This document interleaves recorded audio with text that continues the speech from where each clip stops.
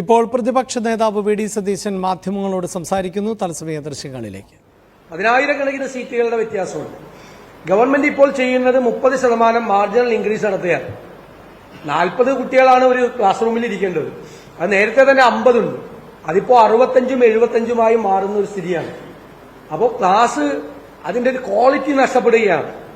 എന്നിട്ടും ഈ 30% marginal increase കൊടുത്തിട്ടും കുട്ടികൾക്ക് സമീപ പ്രദേശങ്ങളിലൊന്നും അഡ്മിഷൻ കിട്ടാത്ത ഒരു സ്ഥിതിയാണ്. വീടിന്റെ തൊട്ടടുത്ത് അഡ്മിഷൻ വേണമെന്നാണ് ചോദിക്കുന്നത്.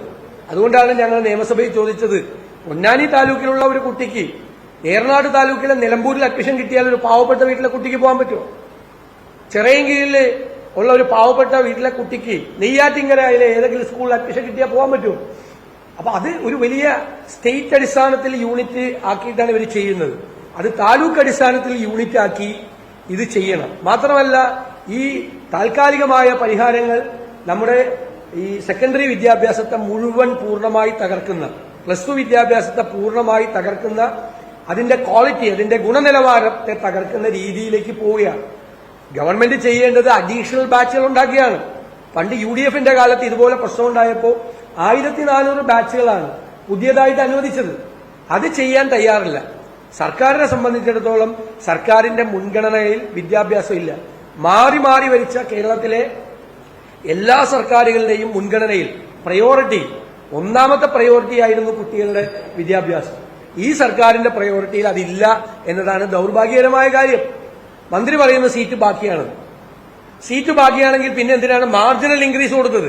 30% മാർജിനൽ ഇൻക്രീസ് കൊടുത്തു. സീറ്റ് ബാക്കിയായ ജില്ലകളിൽ എന്തിനാണ് അഡീഷണൽ സീറ്റുകൾ വർദ്ധിപ്പിച്ചത്? അപ്പൊ പറയുന്നതും യാഥാർത്ഥ്യവും തമ്മിൽ യാതൊരുവിധ പൊരുത്തവും. പണം ചെലവാക്കാൻ തയ്യാറല്ല, സാമ്പത്തികമായ ബുദ്ധിമുട്ടുണ്ട്.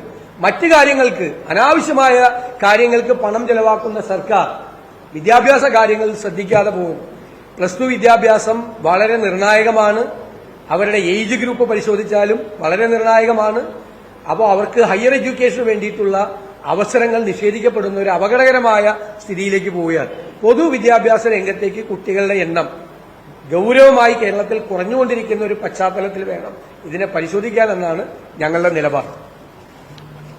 അല്ല, ഇവിടെ ഗവൺമെന്റ് +2 സീറ്റുമായി ബന്ധപ്പെട്ട പ്രതിപക്ഷം ഉന്നയിക്കപ്പെട്ട വിഷയം എന്നത് ഗൗരവതരമാണ് എന്നാണ്. കുട്ടികൾക്ക് അടുത്തുള്ള പ്രദേശങ്ങളിൽ പോയി പഠിക്കാൻ പറ്റാത്ത സാഹചര്യമാണ് ഉള്ളത്. അത്തരത്തിലുള്ള ഒരു സാഹചര്യം കൂടിയാണ് സൃഷ്ടിക്കപ്പെടേണ്ടത് എന്നുള്ളതാണ് പ്രതിപക്ഷത്തിന്റെ നിലപാട്. ബാർകോഡ്